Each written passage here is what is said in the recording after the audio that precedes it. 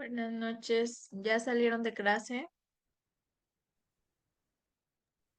Pues ya estamos aquí. Buenas noches, maestra, ya. ¿Ya? Ok. Voy a compartir pantalla. Ya, maestra, buenas noches. Buenas noches, Bere. ¿Te van a hablar un prueba? ¿Mandé? No, todo bien, todo bien. Ok. El tema de hoy es las principales enfermedades nutricionales en la infancia, principalmente integrar como aspectos clínicos y bioquímicos que permitan que puedan identificar y comprender estas enfermedades. Nos vamos a enfocar específicamente en obesidad, que ya lo hemos estado viendo un poco, también desnutrición, vamos a ver anemia, raquitismo y de manera muy general vamos a hablar sobre intolerancias y alergias alimentarias, para que sepan pues más o menos aspectos de este tipo de padecimientos en los niños. ¿Ok? Bueno, la obesidad infantil, ya sabemos, lo han visto en muchas otras clases también de obesidad. Pues la obesidad, sus principales causas son básicamente un desequilibrio energético. Obviamente tiene que ser prolongado en el tiempo por meses, porque pues si hay un desequilibrio energético de unos cuantos días, pues no pasa nada, pero si es prolongado, ahí sí ya hay un problema. Obviamente esto es entre la ingesta y el gasto, principalmente por dietas que son ricas en alimentos ultraprocesados y bebidas azucaradas. Y además del desequilibrio energético de la ingesta, pues también esto combinado con el sedentarismo, ya que los niños actualmente hacen menos actividad física que antes. Y también no nos podemos olvidar de los determinantes familiares y genéticos, como antecedentes de obesidad y diabetes en la familia, el entorno obesogénico también, la publicidad de alimentos ultraprocesados, la urbanización, de que ya no hay pues entornos seguros donde hacer actividad física, factores prenatales también como el peso materno o si la mamá tuvo diabetes gestacional, muchas veces también influye en si el niño tiene obesidad o no.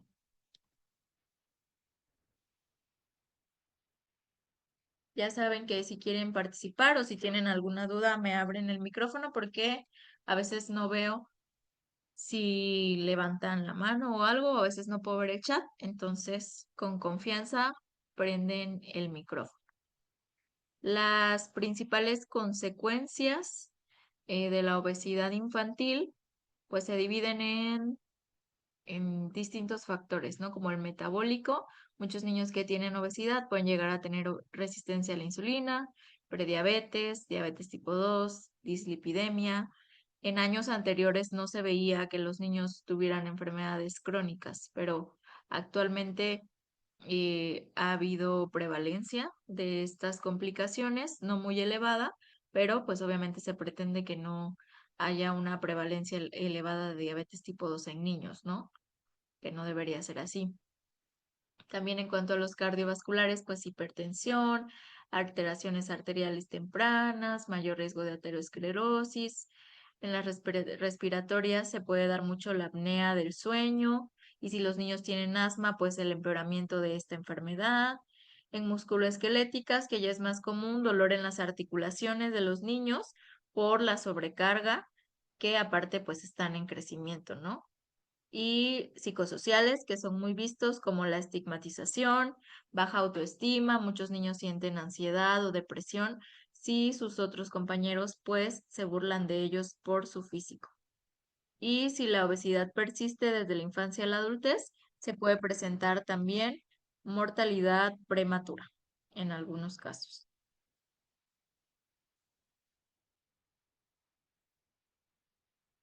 Y pues hablando un poquito de manifestaciones clínicas antes de ver los bioquímicos, en consulta, los pediatras siempre tienen que checar los indicadores a los niños. Específicamente para la obesidad se utiliza el de IMC-EDAD Ya lo vamos a ver la próxima clase.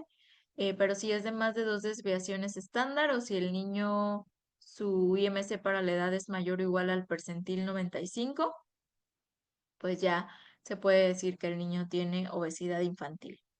Un signo clínico importante en los niños que tienen exceso de peso es la acantosis nigricans. No sé si hayan oído hablar de esto, probablemente sí. Se da mucho en las axilas, en el cuello, en los codos también, en las rodillas, y la acantosis nigricans es un marcador clínico de la resistencia a la insulina, que la resistencia a la insulina básicamente significa que el cuerpo necesita producir más insulina de lo normal para mantener los niveles de glucosa estables. Entonces, si el niño ya tiene un diagnóstico médico confirmado de obesidad, es recomendable ahora sí hacer una evaluación para que el niño no vaya a tener comorbilidades. Esto Profe, se puede hacer aproximadamente a partir de los 10 años de edad o menos de 10 años si en la familia del niño tienen antecedentes de enfermedades crónico-degenerativas. ¿Ok? Entonces, uno de los marcadores bioquímicos que se puede pedir en niños que tienen obesidad es, primero que nada, la glucosa en ayuno, que esta mide básicamente la cantidad de glucosa en sangre después de un ayuno de entre 8 a 12 horas aproximadamente. En niños con obesidad esto es importante porque pueden llegar a tener resistencia a la insulina, lo que hace que el cuerpo necesite producir más insulina para mantener la glucosa en niveles normales. Y si el páncreas ya no compensa, la glucosa en sangre se eleva y puede aparecer prediabetes o diabetes tipo 2. Y pues el punto de corte en niños para prediabetes en cuanto a glucosa en ayuno es de 100 a 125 miligramos sobre decilitros, y de diabetes es que el punto de corte sea igual o mayor a 126 miligramos sobre decilitros, que prácticamente son, o sea, es el mismo punto de corte que para los adultos. Otra cosa que se utiliza mucho aparte de la glucosa en ayuno es pedir la hemoglobina glucosilada. No sé si ya hayan oído hablar de este marcador bioquímico, pero mide básicamente el promedio de la glucosa sanguínea durante los últimos 2 a 3 meses aproximadamente. Esta se utiliza cuando la glucosa se une a la hemoglobina, por lo que el porcentaje que nos aparezca, porque los resultados de este marcador bioquímico se dan en porcentajes, pues lo que nos salga indica el nivel de control glucémico que se tiene en la sangre. Permite detectar algunas alteraciones metabólicas, incluso si la glucosa en ayuno aparece normal, la hemoglobina glucosilada nos da un resultado más certero, porque les digo, mide la glucosa de 2 a 3 meses, no de un día para otro. Y también sirve para monitorear el control en niños con diagnósticos de diabetes tipo 2. Y aquí el punto de corte para oscilada es entre 5.7 a 6.4, y el punto de corte para diabetes es de 6.5% o más, que igual es el mismo punto de corte que para los adultos. También a los niños que tienen obesidad muchas veces se les pide perfil lipídico, que evalúa básicamente la cantidad de grasa y de colesterol en la sangre. Los niños con obesidad suelen presentar dislipidemias que se caracterizan por ejemplo, colesterol LDL alto y colesterol HDL bajo, y de triglicéridos elevados normalmente. Y pues los valores aceptables de colesterol LDL son menores a 100 miligramos sobre decilitros. Cuando ya está elevado es el punto de corte de 130 miligramos sobre decilitros o más. El colesterol total alto es de 200 o más miligramos sobre decilitro.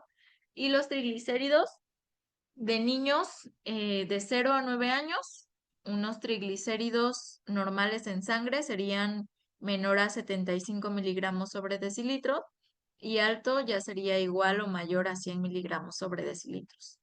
Y a partir de los 10 a 19 años, Los valores normales de triglicéridos son menor de 90 y altos ya serían igual o mayor a 130. Entonces, no sé si ya en sus clases de nutrición han visto o si se acuerdan cuáles son o cuál es el colesterol LDL. ¿Alguien se acuerda? Que comúnmente se le conoce también como el colesterol malo, así le llaman muchas veces. ¿Se acuerda de qué mide o cuál es su función o qué es lo que hace?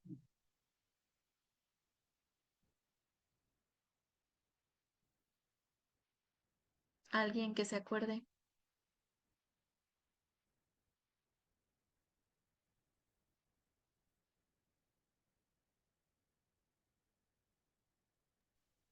Yo no me acuerdo, maestra. Bueno, recuerdo que es el que se acumula en las arterias, ¿no? ¿Ok? Es una, ujú, una lipotreína. Lipoproteína. Ah, sí. Una Lin. lipoproteína de baja densidad.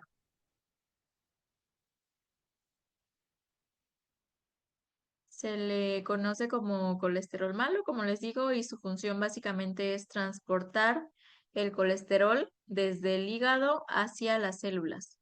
Y si hay un exceso de este tipo de colesterol, se puede acumular, como dijo la compañera, en las paredes de las arterias y es cuando se forma lo que se conoce como la placa, que aumenta básicamente el riesgo de las enfermedades del corazón. Incluso ya se ha visto que desde la infancia sí hay niveles muy altos.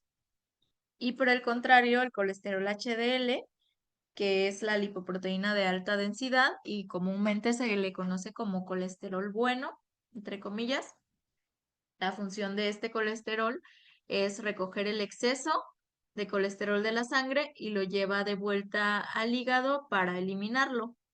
El beneficio de este es que protege las arterias, por así decirlo, y reduce el riesgo de enfermedades cardiovasculares. ¿Ok? Entonces, nada más para que recuerden y que no se les olvide. Otro marcador clínico que se pide mucho a los niños que tienen obesidad es que se les cheque la presión arterial. También eso se debe incluir en la evaluación clínica. Están los niveles de presión arterial que se miden y se comparan con percentiles por edad, sexo y altura del niño. Hay unas tablitas por ahí. Si quieren se las comparto después, se las subo a los materiales didácticos para que sepan cuáles son. Y cuando el niño tiene hipertensión o lo que se conoce como hipertensión pediátrica, se define cuando la hipertensión por edad, sexo o estatura es igual o mayor al percentil 95. Esto de acuerdo a tablitas que ya están eh, establecidas por la OMS y así. Y pues la presión arterial, recordemos que mide la fuerza con la que la sangre circula por las arterias. Y esto es importante porque la obesidad va a aumentar el riesgo de hipertensión arterial infantil. Y como sabemos, la hipertensión es una enfermedad silenciosa, es decir, que no presenta síntomas hasta que ya está muy avanzada. Y si no se detecta, pues puede afectar corazón, riñones, vasos sanguíneos, incluso desde edades tempranas. Por eso es tan importante. Luego tenemos la siguiente enfermedad, que esta ya es más conocida en general, que es la anemia. La anemia, pues es básicamente como una reducción de la masa de la hemoglobina o de los eritrocitos. ¿Y esto qué va a hacer? Va a hacer que se disminuya la capacidad de sangre para transportar oxígeno. Los signos y síntomas de los niños que tienen anemia resultan en un insuficiente aporte de oxígeno a los tejidos. ¿Ok? Las causas de que se tenga anemia, pues normalmente la principal de todas es una ingesta insuficiente de hierro. Las dietas pobres en alimentos ricos en hierro como la carne, huevo, leguminosas, también cereales fortificados y en menor medida pero también se ha visto que los niños que consumen en exceso leche de vaca, los niños menores de 2 años específicamente, pueden llegar a reducirse la absorción del hierro y causar pérdida de hierro por pequeñas hemorragias intestinales en algunos casos.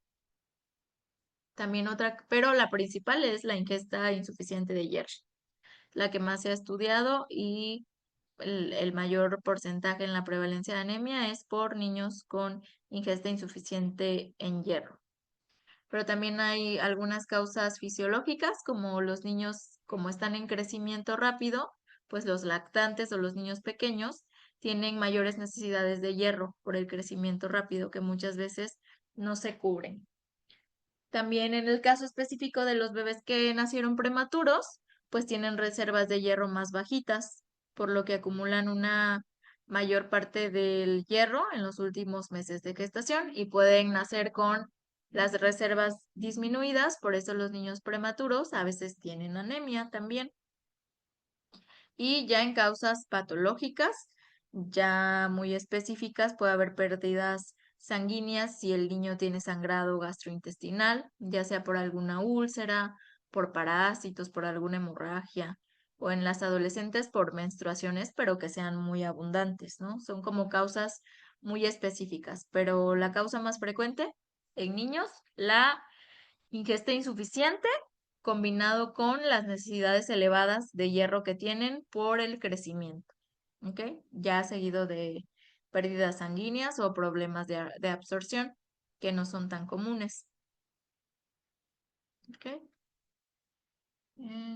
O alguna infección, inflamación crónica, pero ya es muy raro esa situación. Las consecuencias de los niños que tienen anemia, pues es que disminuye la capacidad del transporte de oxígeno. Esto puede ocasionarles a los niños fatiga, taquicardia, menor tolerancia a la actividad física, se compromete el desarrollo neurológico y cognitivo, puede haber un impacto en la atención, en el aprendizaje y hay mayor susceptibilidad a enfermedades o a infecciones en general. En cuanto a las manifestaciones clínicas, pues uno puede identificar a los niños que tienen anemia porque se ven muy pálidos o porque tienen palidez conjuntival, que es básicamente cuando uno les revisa aquí abajito esta línea que normalmente debe estar rojita, pero si los niños la tienen muy blanca o muy pálida, es como un signo de que probablemente tienen anemia, ¿ok?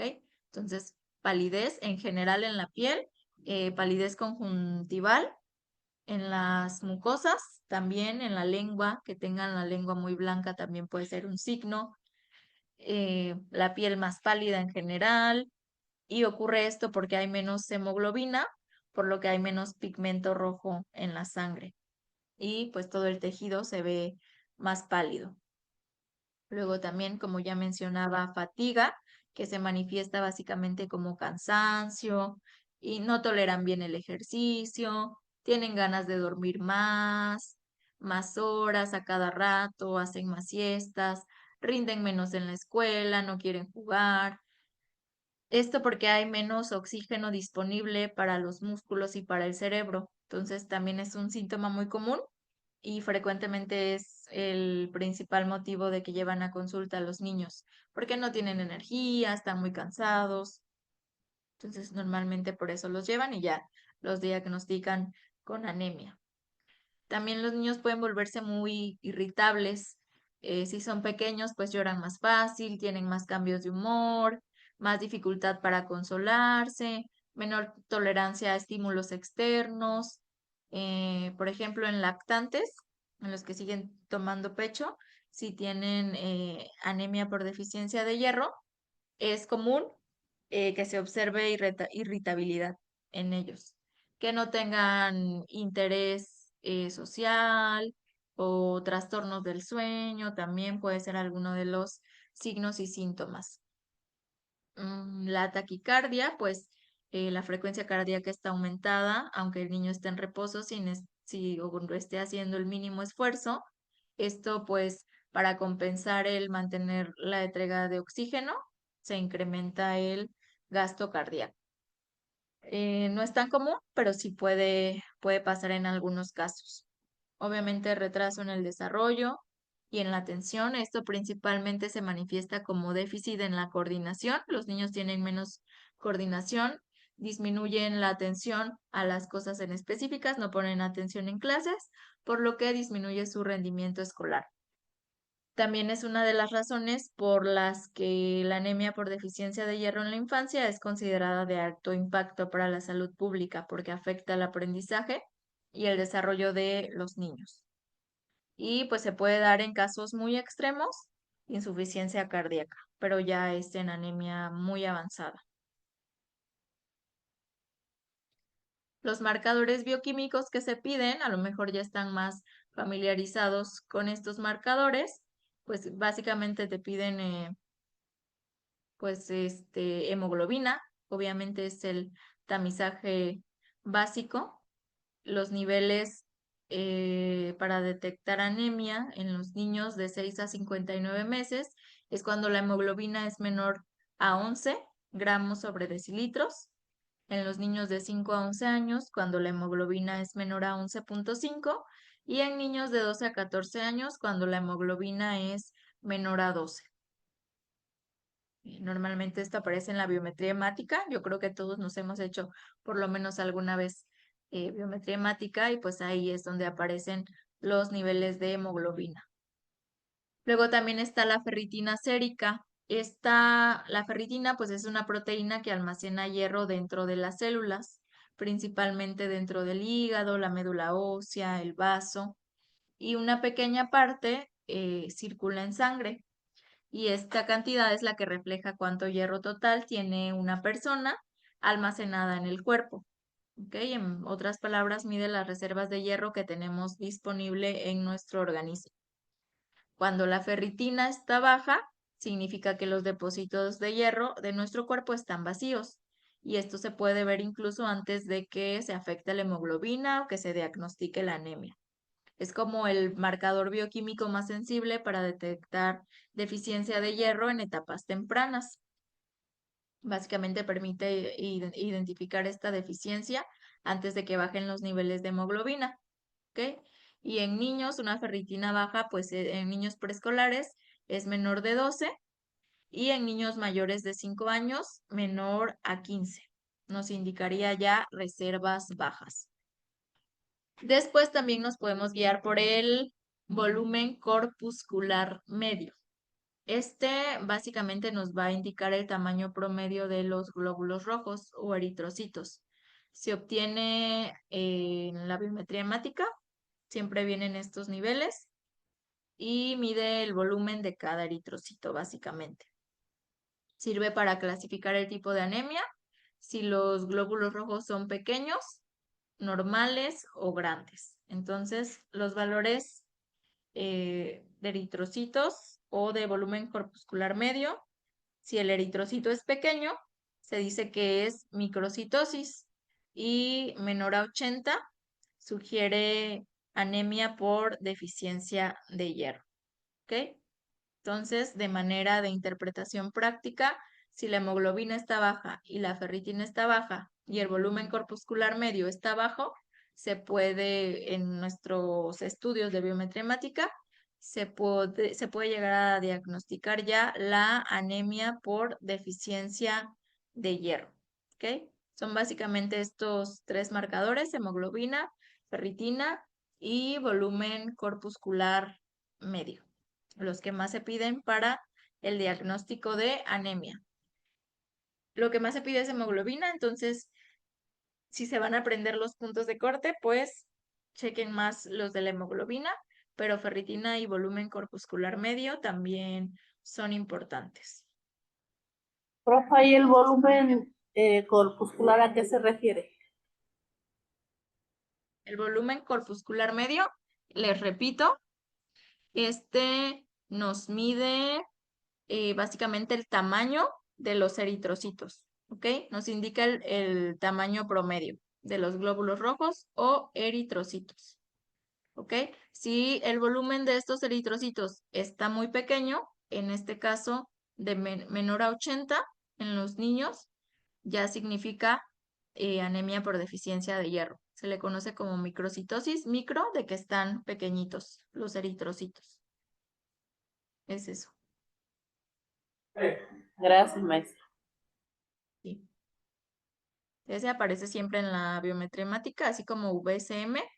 Y también, pues obviamente en cualquier laboratorio que vamos, ya viene el punto de corte de cada laboratorio. Entonces, ahí nos indica si está más bajito o no está bajito, pues ya ahí se puede interpretar. Pero si en los niños es menor a 80, significa que hay microcitosis, que los eritrocitos están pequeñitos o chiquitos. Ya se puede utilizar también para diagnosticar anemia. Y un ejemplo práctico o clínico así pequeño, un niño que tiene anemia, su hemoglobina estaría de 10.2, porque acuérdense que en general menor a 12, menor a 11.5, menor a 11, dependiendo la edad, es anemia. Entonces, si tiene 10.2, es que está muy bajito de hemoglobina.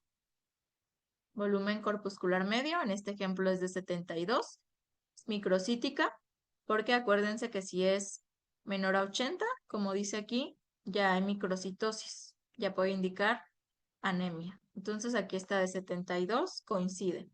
Y la ferritina en este caso está en 8, está muy bajita, porque la ferritina aquí dice que menor a 12 en preescolares o menor a 15 en niños mayores de 5 años puede indicar bajas reservas de hierro. Entonces, si está en 8, significa que las reservas están muy bajitas. Entonces, el diagnóstico más probable o prácticamente 100% seguro, si tenemos estos 3 bajitos en un niño, es que tenga anemia ferropénica o anemia por deficiencia de hierro. Y esos valores se pueden observar si se pide una biometría hemática. Ahí vienen esos 3 valores. Otra enfermedad importante en los niños es lo que se llama raquitismo. No sé si ya lo hayan visto. Es una enfermedad de crecimiento óseo y se causa principalmente por deficiencia de vitamina D, aunque también puede deberse a falta de calcio o de fósforo. Esta enfermedad de raquitismo se caracteriza por una mineralización inadecuada del cartílago del crecimiento en los huesos que están en desarrollo, que son los de los niños. La vitamina D es la que nos ayuda a absorber el calcio y el fósforo en el intestino. Y si falta vitamina D, pues se absorbe poco calcio, por lo que el cuerpo no puede mineralizar bien los huesos de los niños. El hueso queda blandito y queda débil, lo que provoca deformidad ósea, como se puede ver en la imagen, más o menos. También hay un retraso en el cierre de las fontanelas craneales de acá. Los huesos se ponen como curvos, las articulaciones se ven como grandes y desiguales y las piernas de los niños se ponen arqueadas, como se ven en las imágenes. ¿Ok? Es básicamente porque no hay vitamina D, entonces si no hay vitamina D se absorbe poco calcio, lo que hace que el cuerpo no mineralice bien los huesos y el hueso queda blando y débil y se provocan deformidades óseas. ¿Ok? Básicamente por la deficiencia de vitamina D, pero también por falta de calcio o de fósforo en el cuerpo.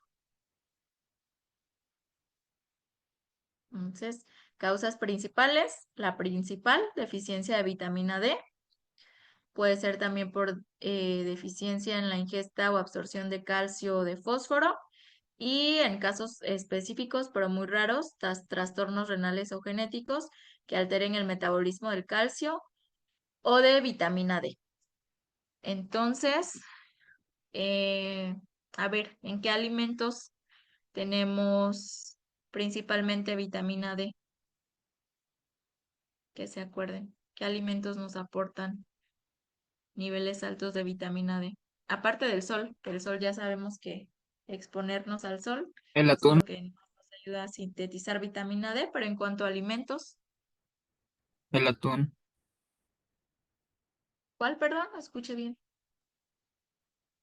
atún, ¿Atún? ¿Ok? ¿Qué más? ¿Qué otros alimentos tienen vitamina D? Salmón, el hígado, Ujú. El huevo también tiene vitamina D. los Pero, hongos, eh, ¿cuál, perdón? los hongos. Mm, En menor medida, pero sí. Normalmente la población mexicana o la población en general tiene deficiencia de vitamina D y está subdiagnosticada porque no, o sea, no sabemos. Aparte de que los estudios de vitamina D son un poquito más caros, pues no los hacemos porque no es como que sea un problema de salud pública, ¿verdad? O sea, ya estamos grandes, ya no se nos va a deformar el hueso, pero en los niños sí son enfermedades muy prevalentes. Y como a veces con la alimentación no se alcanza a cubrir los niveles de vitamina D, hace falta suplementación. Pero también nosotros ya como adultos, si nos llegáramos a hacer una prueba de a ver cómo está nuestra vitamina D, probablemente esté más bajita de lo que debería y pues eso también nos trae mayor infecciones, también se ha asociado con mayor depresión en las personas que tienen niveles bajos de vitamina D. Entonces, pues también si alguna vez se checan y está bajita, normalmente se requiere suplementación porque a veces les digo, con la dieta no se alcanza a cubrir y pues luego ya ven que nos dicen también que exponerse al sol puede ser riesgoso por el cáncer de piel y si uno se pone bloqueador, el cuerpo no sintetiza bien la vitamina D, entonces ahí está un poquito complejo, pero pues sí, a veces hay niveles subóptimos de vitamina D también en población adulta y no se checa mucho. Se checa más los niveles de hierro, los niveles de colesterol, de glucosa, por pues las enfermedades crónicas, ¿no? Pero también, si pueden, si está dentro de sus posibilidades, podrían checarse sus niveles de vitamina D. Y las consecuencias de los niños que tienen raquitismo, pues como ya vimos en la imagen, es mala mineralización ósea en el crecimiento, que se generan pues deformidades, retraso motor, dolor óseo, mayor riesgo de fracturas, los dientes también se pueden ver alterados, pueden llegar a quebrar, en formas severas puede dar convulsiones, pero cuando son neonatos, o sea, son ya en casos muy extremos, pero principalmente lo que más se afecta es que hay dolor óseo y que hay retraso motor y mayor riesgo de fractura y las deformidades, que son dolorosas para los niños. Las manifestaciones clínicas, pues como se ve en la imagen, más o menos, si pueden apreciar, están las piernitas arqueadas. Es muy común en los niños que tienen raquitismo, así se pueden observar clínicamente.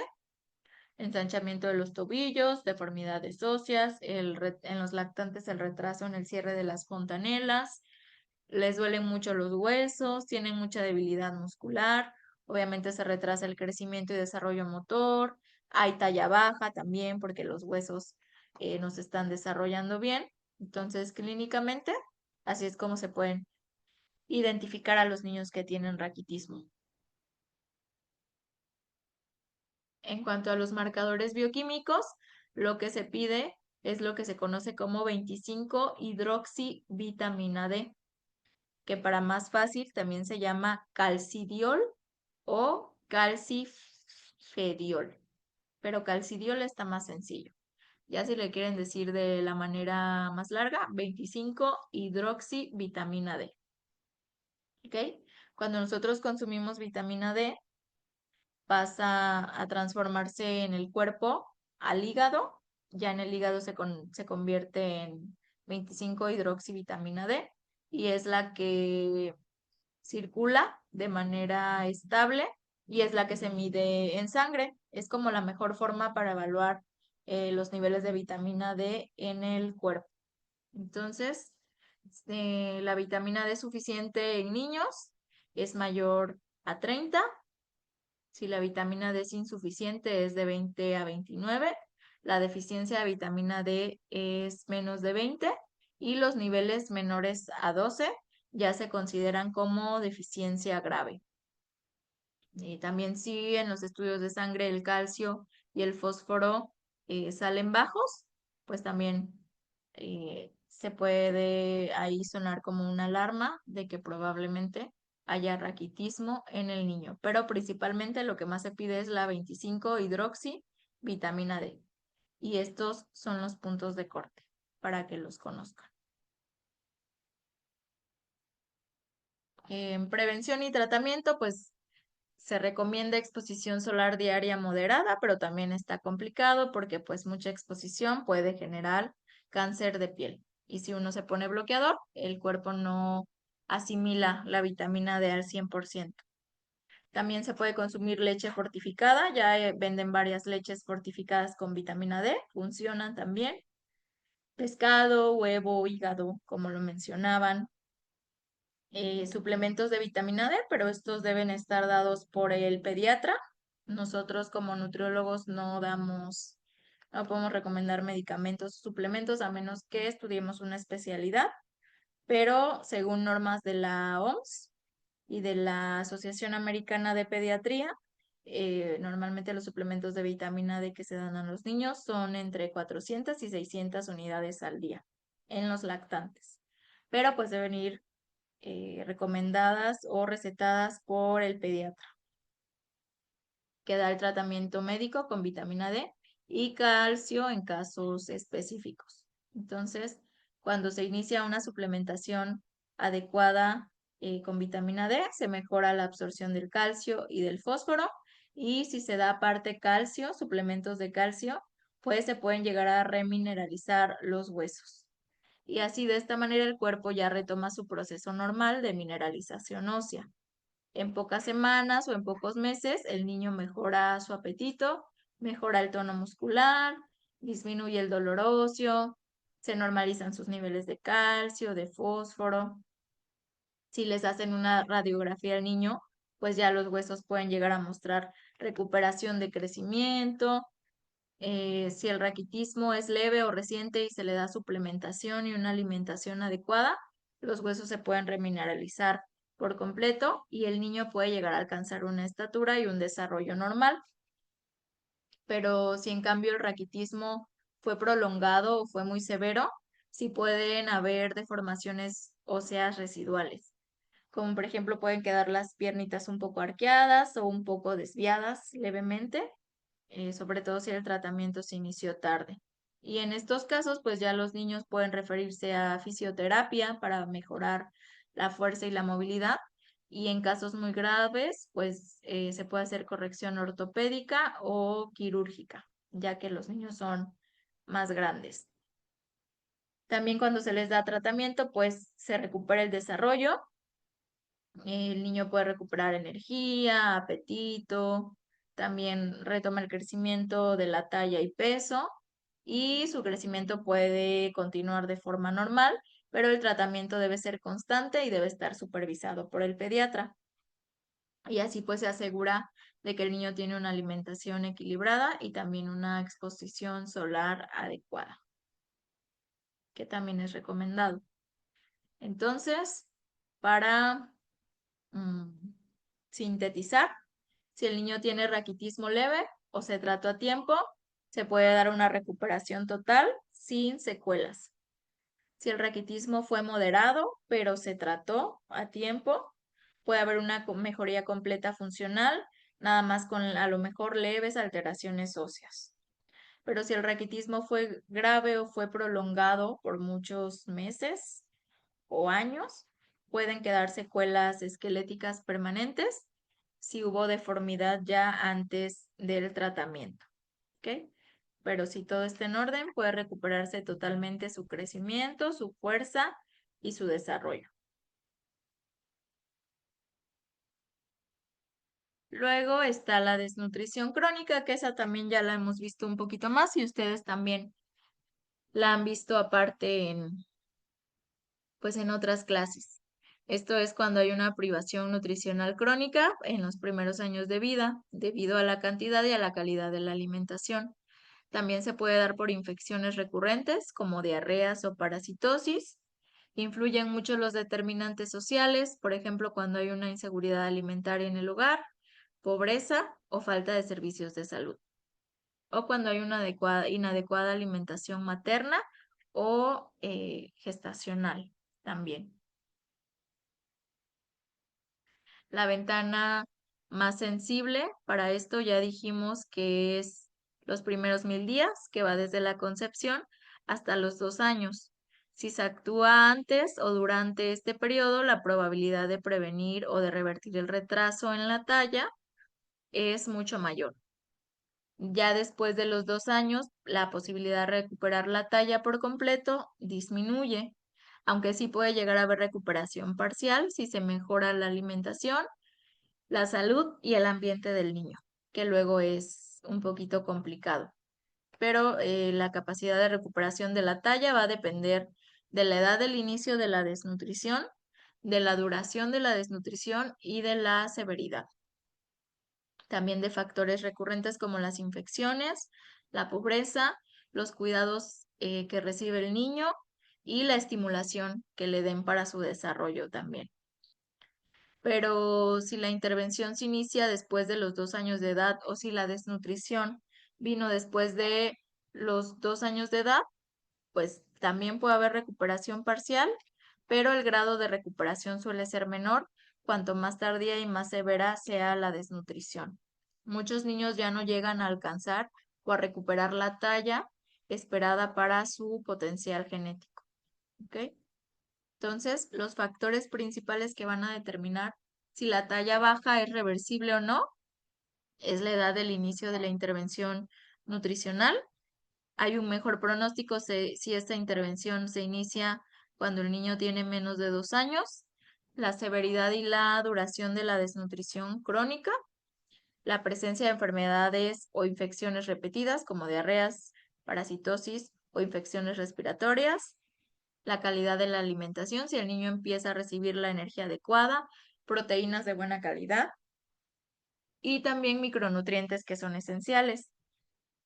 No nos podemos olvidar de las condiciones socioambientales y ambientales del niño, como la vivienda o que haya seguridad alimentaria en su hogar, estimulación psicosocial y cuidados parentales, intervenciones médicas y de salud pública también, que el niño se suplemente, que al niño le pongan todas las vacunas que necesita, que al niño le controlen sus infecciones, todo eso cuenta también. Las intervenciones que más van a aumentar la probabilidad de recuperación de la talla son mejorar la alimentación, el aporte adecuado de calorías, proteínas y micronutrientes. ¿Qué micronutrientes se les ocurre que son los más importantes? Algunos de los que ya vimos en esta presentación. ¿Cuáles han sido?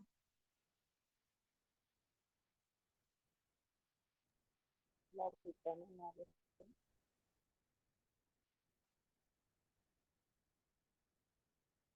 ¿Habló alguien? Es que no escuché. No escuché bien el micrófono. Hierro. Ujú. Mi compañera dijo vitamina D. No sé quién de todas dijo, pero alguien dijo vitamina D. Hierro, vitamina D. Hay otras dos que son importantes. ¿Qué se les ocurre?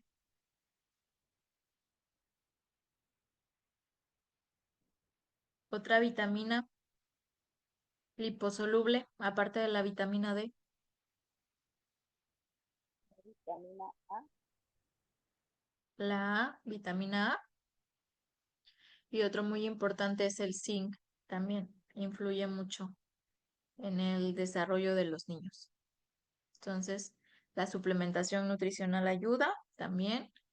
Tratamiento inmediato para las infecciones, vacunas, mejorar agua y saneamiento e higiene en el hogar, promoción de salud materna, no se puede olvidar también, y estimulación temprana.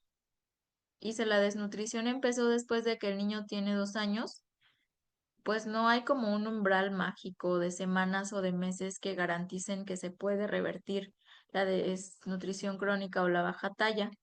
Depende mucho de la edad, de la severidad, duración, causa, pero siempre hay una posibilidad, ¿no? Les digo, no hay un umbral como tal, pero se puede con intervenciones de buena calidad, sobre todo alimentos, control de infecciones y los cuidados. El peso siempre mejora antes que la talla. Siempre se va a recuperar antes el peso. Normalmente, si el niño está desnutrido, el peso, si le dan una buena intervención nutricional, se puede recuperar entre 1 a 3 meses aproximadamente. La talla ya puede tardar más meses o incluso años en recuperarse. Y pues la nutrición deficiente en las primeras etapas de vida puede programar también el metabolismo del niño, puede modificar su fisiología y aumenta el riesgo de desarrollar enfermedades crónicas no transmisibles ya que sean adultas. Cuando un niño sufre desnutrición crónica, por ejemplo, la baja talla, pero también déficit prolongado de energía, de proteínas, de hierro, de zinc, su cuerpo se adapta y se adapta disminuyendo el crecimiento y el metabolismo para sobrevivir. ¿Ok?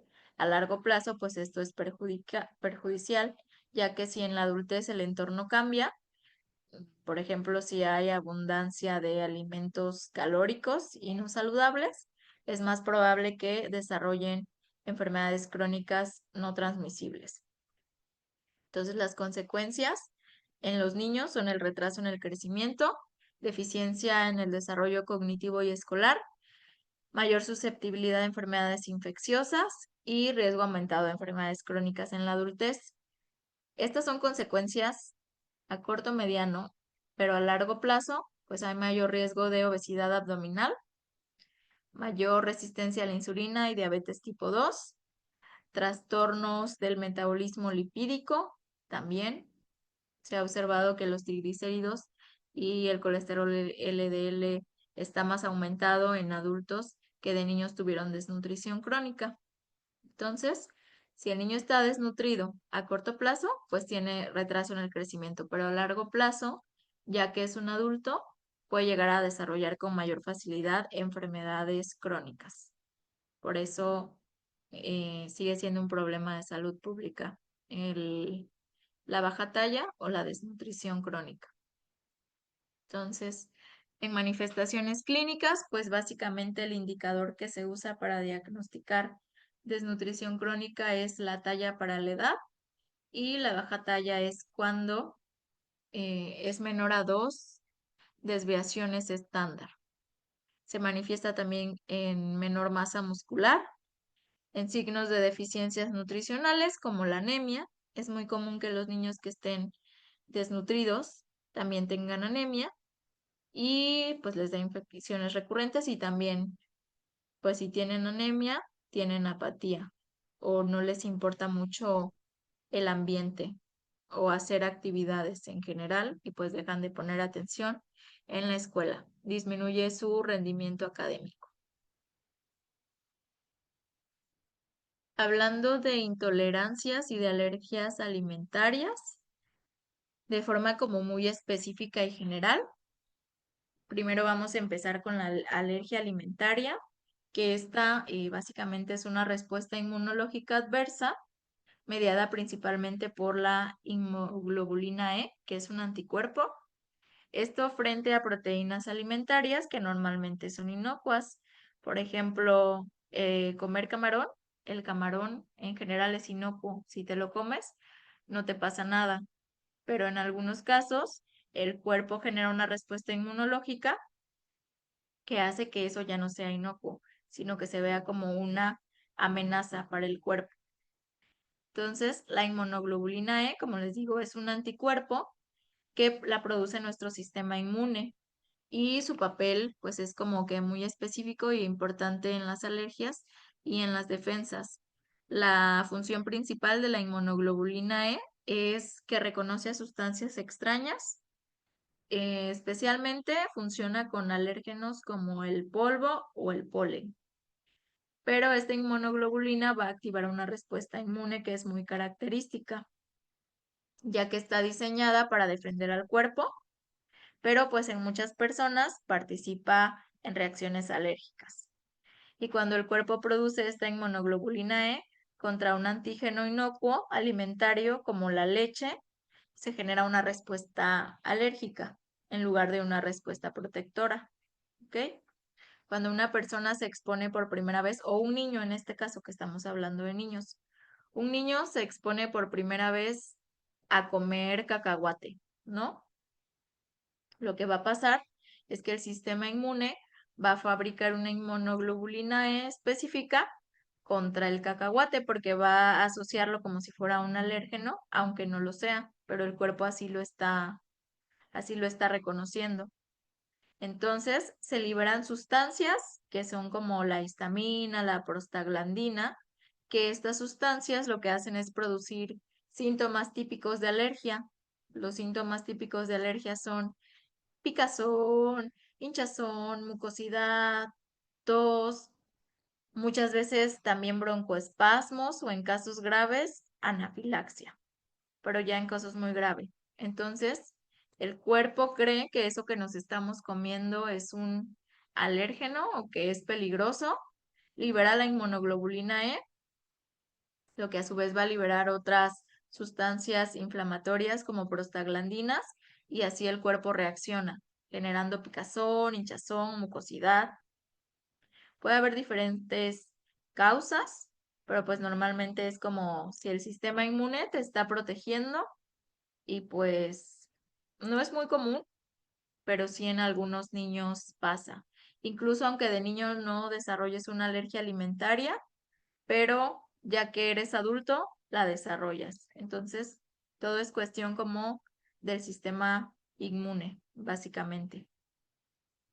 Los alimentos que causan más alergia que se han visto, pues son la leche de vaca, el huevo, cacahuate, soya, trigo, frutos secos, en general, pescados, mariscos, son como los alimentos que más pueden llegar a causar alergias. Los factores de riesgo, pues son si en la familia hay antecedente de alergia, es más probable que se desarrolle una alergia alimentaria. Si tienes dermatitis atópica, también. Y si naciste por cesárea, también es más probable que desarrolles alergia alimentaria. La frecuencia, les digo, no es muy elevada, pero entre el 6 y 8% de niños menores de 3 años presentan alergias alimentarias confirmadas.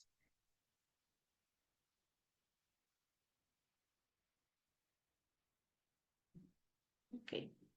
Eso era la alergia. Acuérdense que la alergia es por el sistema inmune y la función de la inmunoglobulina E. El cuerpo piensa que te está defendiendo de algo que en realidad es inocuo y te genera síntomas como picazón, hinchazón, mucha tos, para que no te lo sigas comiendo, básicamente. El cuerpo cree que te está protegiendo. Ahora, la intolerancia alimentaria. Aquí lo que ocurre es que al cuerpo le da dificultad digerir o procesar ciertos alimentos, pero aquí no se involucra el sistema inmunológico como ocurre con las alergias. Aquí es generalmente debido a una deficiencia enzimática o a una reacción, pero no es inmunológico, ¿ok? Los síntomas suelen aparecer después de comer el alimento y pues puede incluir síntomas como dolor o cólicos abdominales, muchos gases, hinchazón, se les hincha el estómago a los niños, diarreas, estreñimientos o en algunos casos náuseas o vómitos también. Los alimentos más comunes que generan intolerancia a los niños y a la población en general también son los lácteos, esto debido a la deficiencia parcial o total de la lactasa intestinal, que es una enzima. Aquí hay deficiencia de enzima, por eso se dice que las personas son intolerantes a la lactosa. También el trigo, por el gluten en algunos casos, huevos o ciertos aditivos, ciertos colorantes. Y a diferencia de la alergia alimentaria, en la intolerancia no se provocan reacciones que sean tan graves. No se provoca, por ejemplo, dificultad para respirar. Son cuestiones más como gastrointestinales, ¿ok? Es más un problema digestivo que de defensa del cuerpo.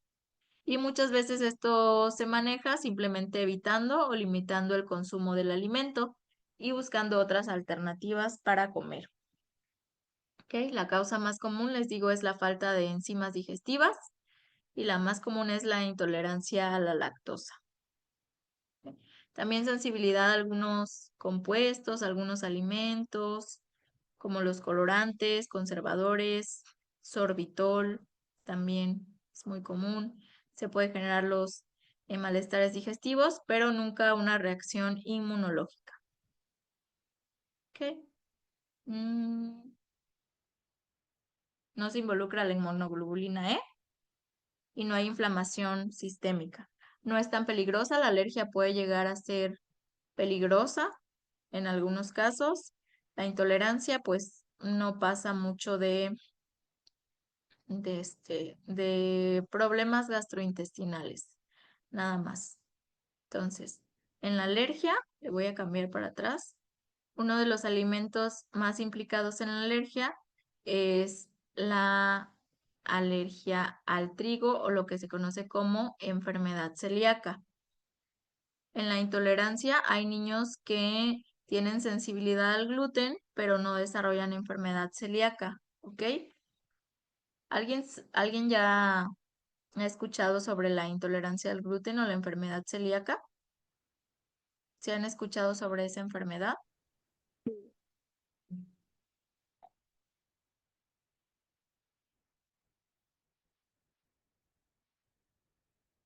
¿Nunca han escuchado que alguien dice, soy alérgico al gluten o soy intolerante al gluten? Sí, sí, profe. ¿Sí? ¿Y saben más o menos por qué pasa esto o qué sucede?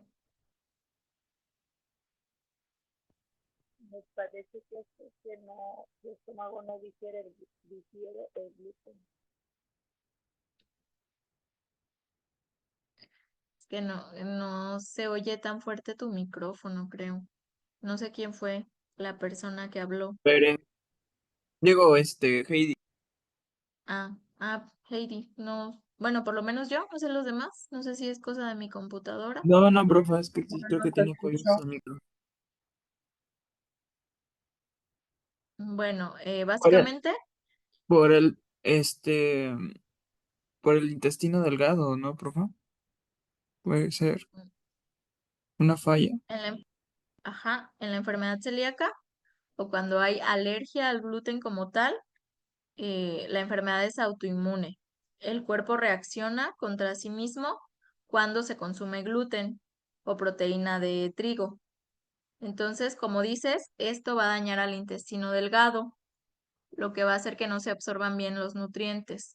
Y los síntomas más frecuentes son diarrea, dolor abdominal, incluso retraso en el crecimiento puede llegar a asociarse con enfermedad celíaca, anemia o fatiga también. Y se confirma con análisis de sangre.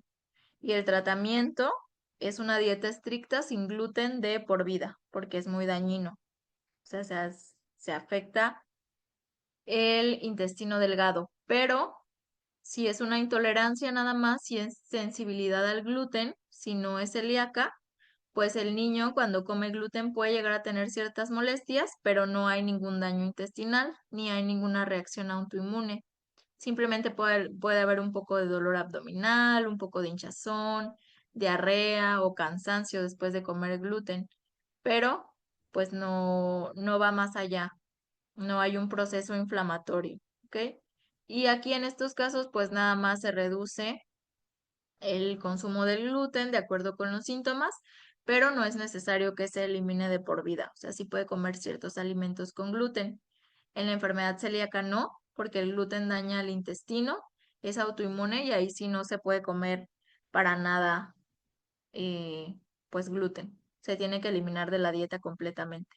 Pero si solo es una intolerancia o sensibilidad, es un poco molesto, pero no daña el intestino y se pueden manejar de acuerdo con los síntomas. Es la diferencia entre la alergia y la intolerancia. En la alergia de plano te lo quitan, es de que no lo puedes volver a comer nunca en tu vida porque te puedes morir. Y en la intolerancia, pues sí se generan ciertos malestares, pero no es nada tan grave. Puedes llegar a consumir los alimentos bajo tu propio riesgo en ciertas cantidades y no pasa nada, más que ligeras molestias, pero no es necesario que los elimines de tu alimentación. Entonces, alergia autoinmune, intolerancia, principalmente deficiencia en las enzimas. Y pues las consecuencias de la alergia alimentaria: puede haber urticaria, puede haber vómito, broncoespasmos o anafilaxia. El broncoespasmo básicamente es la contracción o el cierre parcial del músculo liso que rodea los bronquios. Esto va a estrechar las vías respiratorias y va a hacer que se dificulte el paso del aire hacia los pulmones, que es algo peligroso, la verdad. Y la anafilaxia es más peligrosa todavía, es ya una reacción alérgica muy grave que puede ser mortal, ¿ok? Afecta dos o más sistemas del cuerpo, puede afectar la piel, provocando urticaria, pero también puede afectar, no sé, el sistema respiratorio, impidiendo que la persona respire, o sea, puede tener urticaria y a la vez tener un broncoespasmo. Entonces, por eso puede ser mortal, puede afectar el sistema cardiovascular, el sistema digestivo, es peligrosa. Por eso en las alergias sí se quitan los alimentos.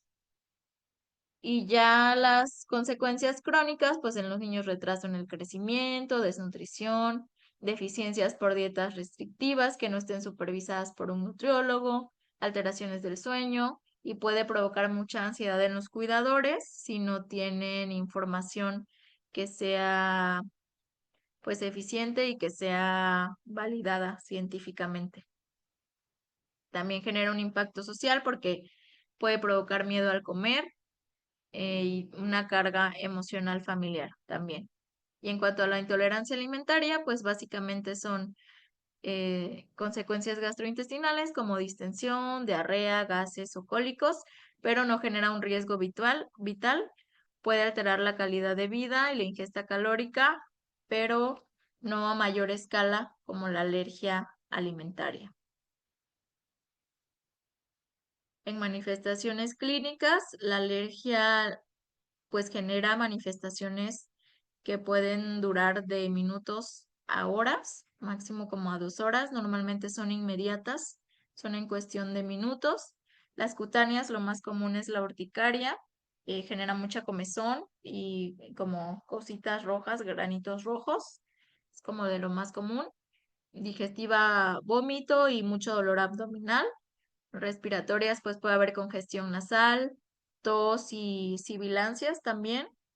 Las sibilancias son ruidos respiratorios que son anormales y básicamente indican que el aire está pasando con dificultad a través de las vías respiratorias, específicamente a través de los bronquios. Entonces se oyen ahí como ruidos de que no puede pasar el aire. Y pues la anafilaxia, que es como ya lo más grave, que puede ser mortal. Y las intolerancias alimentarias, pues son cuestiones digestivas leves, también pueden ser distensiones, gases, diarrea, dolor abdominal después de comer el alimento, pero no hay síntomas cutáneos ni nada respiratorio, nada grave. De acuerdo con la ENSANUD, entre el 4 y el 6% eh, de los niños que presentan síntomas que son compatibles con reacciones adversas a los alimentos, de estos, solo entre el 1 y el 2% están confirmados que tienen alergias alimentarias. Y las más frecuentes, pues, son intolerancia a la leche de vaca, al huevo, en menores de 3 años, y alergias en escolares, normalmente a cacahuate o a nueces en general. Especialmente la intolerancia a la lactosa es la más prevalente, no solo pues en niños, sino que en la población mexicana en general, entre el 30 y 50% tienen intolerancia a la lactosa. Pero pues no es muy relevante clínicamente en los niños. Y ha habido un aumento en el diagnóstico de alergia alimentaria mediada por inmunoglobulina en México, probablemente por mayor sensibilización temprana a este tema y cambios ambientales y dietéticos que se han dado en los últimos años.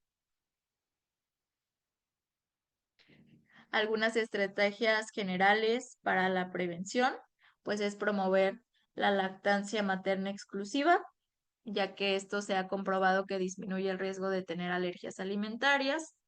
Introducir alimentos que son potencialmente alergénicos entre los 4 y los 6 meses de edad bajo supervisión. Normalmente se dice que la alimentación complementaria inicia a los 6 meses, pero últimamente ha salido bibliografía o información que no hay problema si empiezan a dar alimentación complementaria a los 4 meses. Puede ser, aún se esté estudiando, el consenso científico sigue siendo que los 6 meses, pero también ya ha empezado a salir información que pueden comenzar a los 4 meses sin ningún problema. Entonces, pues ya depende, obviamente siempre debe ser con precaución y poco a poco siempre bajo supervisión médica o del nutriólogo, dependiendo.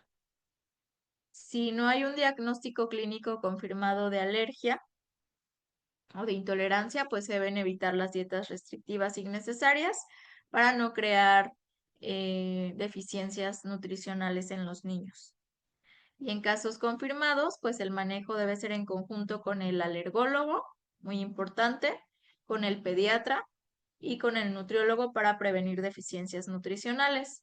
Y obviamente las personas del área de la salud pues deben dar educación a los padres y a los cuidadores sobre principalmente lectura de etiquetas en caso de alergias, prevención de exposición cruzada, por ejemplo, a veces la avena se crean estas fábricas donde crean otras cuestiones, otros tipos de alimentos procesados también que pueden contener trigo en las máquinas. Entonces, si se junta ese poco de trigo que haya quedado y se está comiendo avena, por ejemplo, puede llegar a ser peligroso. Entonces, siempre en los botecitos de las cosas que compremos procesadas, debemos ver que, por ejemplo, en el caso del gluten, que diga libre de gluten o libre de la sustancia o del alimento al que sea alérgico el niño. Es muy importante para que no haya contaminación cruzada. Y manejo de emergencia en casos graves, pues que ya ahí los papás tengan el medicamento preparado en caso de que el niño coma un alimento al que es alérgico sin que se dé cuenta. Deben estar muy bien capacitados los padres también para poder actuar en casos graves. Uy. ¿Qué más? No sé, de manera general y sencilla, pues el tratamiento nutricional para las alergias y las intolerancias va a consumir primero, lo principal, identificar cuál es el alimento que causa el problema por medio de un diagnóstico médico. En caso de alergias, pues ya sea por un examen de sangre o intolerancia, pues a prueba y error, ¿no? A ver si de verdad es este alimento el que le genera intolerancia. En el caso de las alergias, eliminar ese alimento o en el caso de intolerancias, pues se pueden llegar a sustituir ese alimento de forma segura o de forma equilibrada para evitar deficiencias. Ya ven que los niños no deben de tener una dieta como tal e ir restringiendo alimentos por restringir si no les hacen daño, pues puede generar deficiencias. Pero ya si tiene una alergia o intolerancia, ya ahí sí siempre debe ser bajo supervisión médica. Después también se tiene que asegurar que el niño siga recibiendo todos los nutrientes necesarios para su crecimiento. Si se retira la leche, pues buscar otras fuentes de calcio y de proteína sería lo ideal. Como les dije, se debe educar a la familia para leer las etiquetas, para prevenir accidentes, siempre. Y el manejo debe ser interdisciplinario. Siempre en contacto con el pediatra o alergólogo, que es el que va a diagnosticar la alergia o la intolerancia alimentaria y va a establecer si se necesita que cierto alimento se elimine de la dieta o no. Ya el nutriólogo especializado en nutrición pediátrica o el especialista en nutrición infantil es quien va a diseñar el plan de alimentación, asegurando que el niño mantenga un crecimiento y un desarrollo adecuado, sin carencias nutricionales. ¿Ok? Entonces acuérdense que el pediatra diagnostica, pero el nutriólogo es el que enseña a comer bien sin el alimento, siempre buscando reemplazos seguros para que el niño siga creciendo de manera saludable. Entonces, hoy vimos 5 enfermedades: obesidad infantil, desnutrición crónica, anemia, raquitismo y de manera general no vimos ninguna en específico, pero alergias e intolerancias alimentarias. Entonces, de estas que vimos hoy, ¿qué enfermedad nutricional infantil creen que representa el mayor desafío en México actualmente y por qué? Con la información de la clase de hoy, ¿qué dirían ustedes? ¿Cuál creen que es más grave, que hay mayor riesgo, mayor desafío y por qué? Yo diría que la obesidad, maestra. La obesidad porque hoy en día pues se consumen muchas grasas y, y la mala alimentación más que nada, porque a veces uno, uno le da a los niños sin querer y a probar diferentes tipos de grasas saturadas, grasas que no necesita su cuerpo a temprana edad. Y más que nada en cantidades grandes, porque es muy recurrente que recurra pues a darles sin tener el conocimiento del daño que le pueden ocasionar a largo plazo, o más que nada a corto plazo también, porque no le dan hoy en día una pequeña cantidad, sino que se exceden al punto de que lo dejen muy obeso. Y uno piensa que está bien, que porque el niño está chonchito, doblecito, pues es una forma de verlo que está comiendo saludablemente, pero en realidad no. Ok, gracias. Javier, ¿verdad? ¿Fuiste tú el que Sí, habló? sí, fui yo. Gracias, Javier. Eh, Javier dijo obesidad. ¿Alguien más Yo, que maestra, piense que es otra enfermedad? la desnutrición crónica. Ujú. ¿Por qué? Porque muchas veces hay comunidades que en contraparte con lo que dice Javier, que se les da alimentos, pues que no se les debe de dar. En las comunidades muchas veces no hay alimentos para darles de comer a los niños. Entonces, pues se crea una desnutrición crónica y eso pues tampoco se ha podido erradicar en México. Ok, muy bien. Entonces ya dijeron obesidad, ya dijeron desnutrición. ¿Alguien más? ¿Otra participación más Yo que también quiera? Ok. considero que también en la desnutrición coincido con mi compañera Heidi, que por ejemplo, como les menciono, yo acá vivo en una comunidad rural y pues acá, por ejemplo, los niños no tienen una dieta como tal. Por ejemplo, pues comen lo que hay, ¿no? En la comunidad. Les empiezan a dar frijolitos o el caldito de frijol, pero pues en sí no se sabe si en verdad tienen ahora sí, una buena alimentación, ¿no? Y ya cuando los llevan, por ejemplo, al centro de salud y les toman el peso y la talla, pues muchos salen muy bajitos de peso. Entonces, por ejemplo, yo en mi caso, pues tengo sobrinos, ¿no? Que a veces van de la misma edad con el mío y pues hay unos que salen bajitos y hay otros que salen como con sobrepeso, ¿no? Y digo, pues yo como los veo chiquitos, digo, no, pues aunque está gordito, pues tiene sobrepeso, ¿no? Y el otro, aunque está delgadito, pero pues no quiere decir que está bien. A veces, pues ya comparándolo con las tablas, pues salen con desnutrición y entonces, pues vemos los niños aquí, pero pues yo siento que sí, ese problema sí está. Y principalmente, pues por factores como la economía, principalmente, porque aquí pues no hay tanto ingreso y así que pues comen lo que hay nada más. No se está teniendo ese cuidado, ¿no? De que si voy a comprar frutas, verduras, y pues los niños aquí menos, ¿verdad? No se acostumbran mucho a comer las frutas, ni las verduras sobre todo. No, por ejemplo, el mío le hace cara a los nopales, aunque le quiera dar, no se los come, se los quita. ¿No le gustan? No, a la otra por de hecho le dio hasta vómito.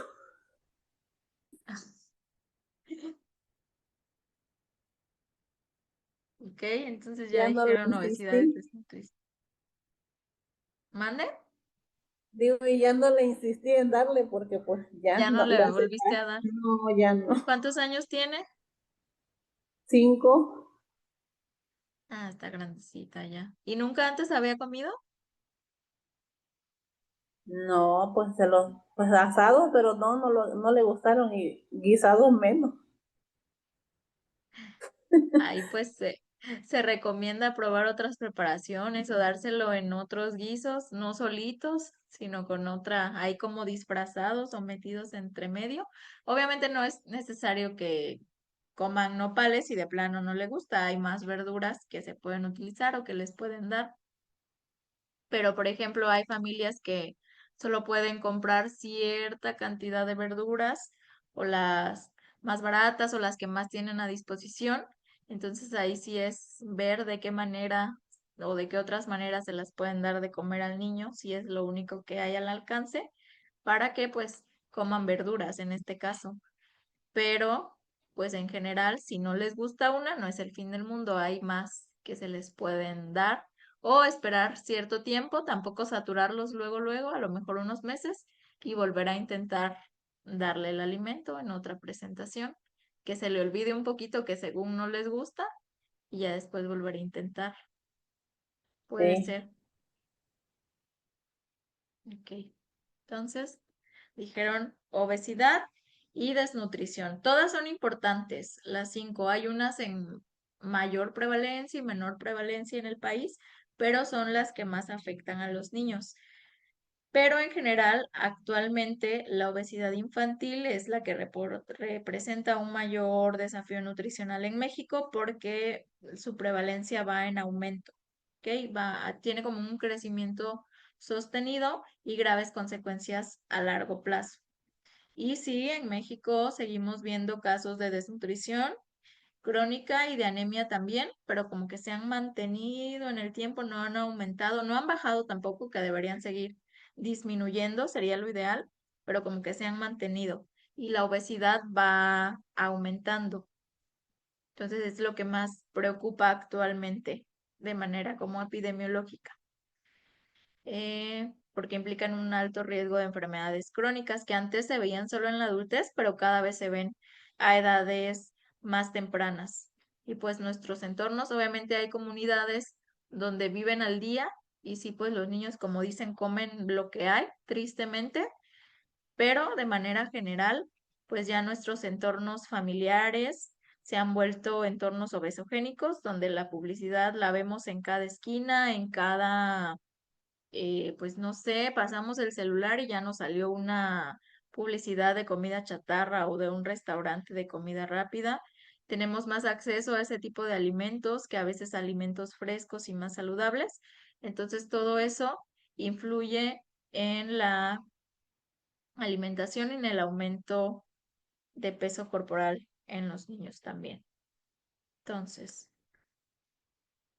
también a ver si se acuerdan de la presentación, a ver quién puso atención, quién anotó, quién le tomó fotos, qué valores de hemoglobina y de ferritina permiten diagnosticar anemia por deficiencia de hierro en los niños. Que a lo mejor no es necesario que se lo aprendan como tal, porque cuando uno se va a sacar sangre, ahí cada laboratorio pone los puntos de corte, pero no está de más que medio se lo sepan qué valores de hemoglobina y de ferritina permiten diagnosticar anemia en los niños. No sé si alguien lo anotó por ahí. Menos de 12, ¿no? Ay, no oigo. Ferritina Otra vez. menos 12. Dice Merari que ferritina. Ajá, pero ¿qué? ¿Cuál es el valor? ¿Cuál es el punto de corte? Menos de 12. Dice que menos Ajá, de la 12. ferritina. Gracias, Javier. Ferritina menos de 12, sí. Y hemoglobina Menos menos de de 11. 11. menos de 11. Sí, en general, dependiendo la edad del niño, pero sí tiene menos de 11, casi De 100% hecho, seguro menos que de 11 en niños de 6 a 59 meses. ujú. Sí, muy bien. A ver qué otra cosa, a ver si pusieron atención. ¿Cuál es la diferencia fundamental entre la alergia alimentaria y la intolerancia? La principal diferencia entre esas dos. ¿Cuál es? Pues que la alergia se quita totalmente el alimento, porque puede causar lo que es la muerte. Y la intolerancia pues ya queda bajo responsabilidad de la persona, si come el alimento, sabiendo las consecuencias que va a tener, como es un diarreas o distensión abdominal. Sí, muy bien, Heidi. La alergia, acuérdense, involucra respuesta inmunológica del cuerpo, ¿ok? Y la intolerancia no es reacción inmunológica, es más bien causada por deficiencias enzimáticas. Pero sí, como dijo Heidi, en la alergia se debe eliminar por completo el alimento y en la intolerancia ya a consideración de la persona. Y por último, ¿qué consecuencias creen que puede traer el restringir alimentos a los niños sin un diagnóstico médico? O sea, que no tenga diagnóstico de alergia ni intolerancia, pero le vamos a restringir este alimento y no tiene diagnóstico.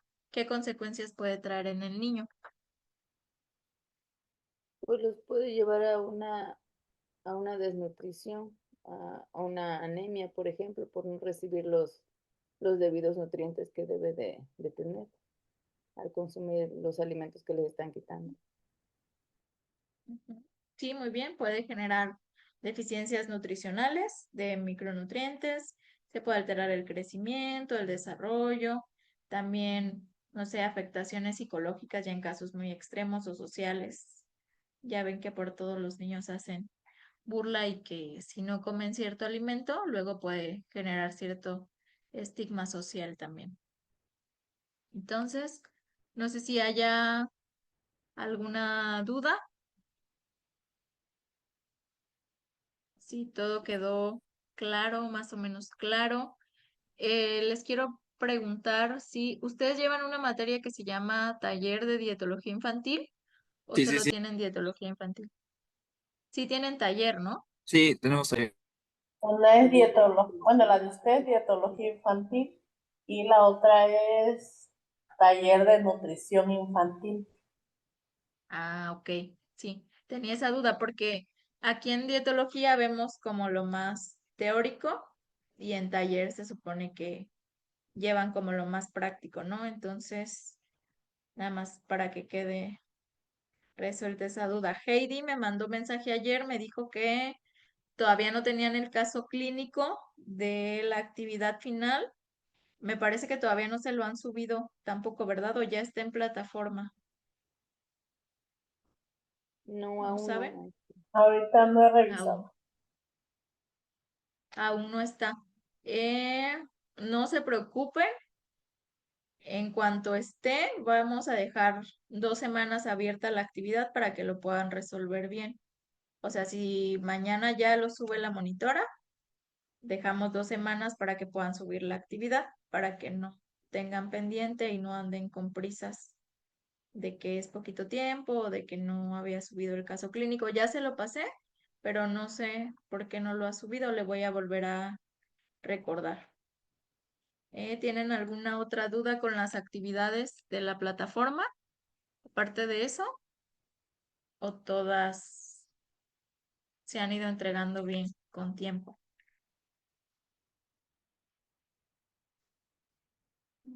Nada más esa, maestra. Todavía no la. Ok.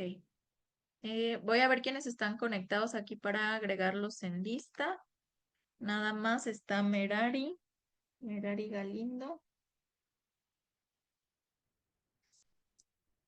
La veo ahí conectada. Lore Jiménez también está por ahí. Lorena. Ujú, ahí está. Javier también está conectado.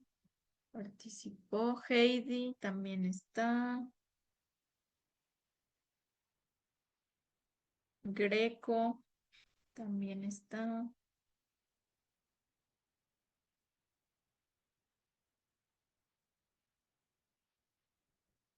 Diana López. Bere también está conectada. ¿Qué más? Ani. Bien. Ani Daniela también. Creo que ya, solo esos 8. Entonces, ¿hay alguna duda más? ¿Algún comentario? No, maestra. No, profe, todo bien.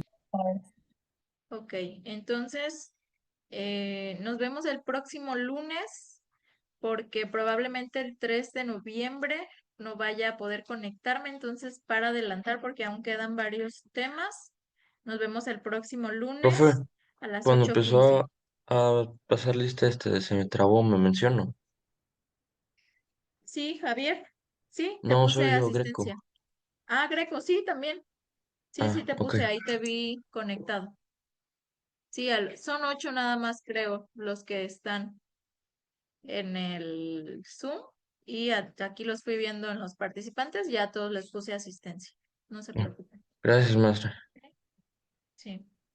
Bueno, voy a dejar de compartir pantalla ya. Entonces, nos vemos el próximo lunes a las 8:15, porque ya veo que sí lo saca tarde la maestra de la clase antes.